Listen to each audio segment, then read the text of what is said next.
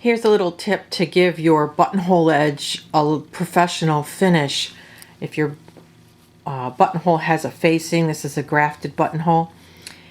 And I found that much like sewing, oftentimes the edge of the front will have top stitching, and that helps to keep the edge nice and straight.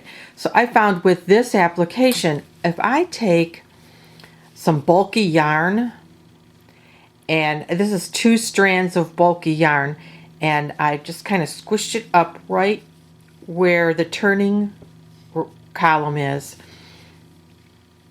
and it gives it a little bit of oomph along the edge so that the buttons won't tend to pull it so that it bubbles. And then if you take some thread and a needle, this is a tapestry needle, it's not real sharp,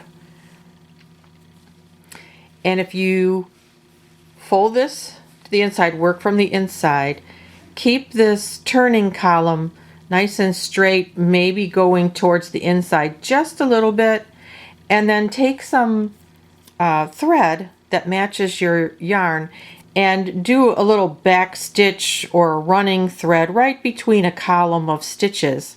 And so I've started here, and I'm just going to back stitch so that I catch a leg of a stitch here, and I'm going to go in and I'm just going to nestle that double strand of bulky yarn, make sure that it's along the edge, and then I'm just going to just snag the front edge, the body piece, so that they're sandwiched together, so they're sewn together, and then I'll pull that up. So I just do that all the way up the front edge.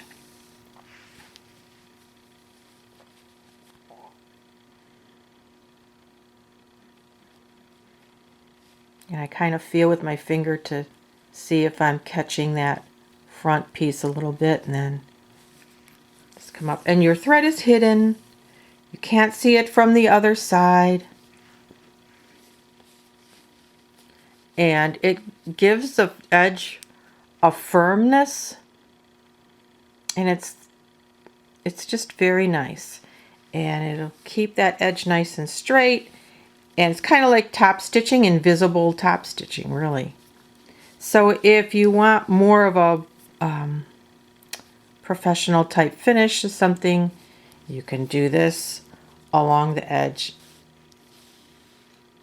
like that. And then it'll just give that edge a little bit that it needs. Because you can see this top edge, it might want to roll.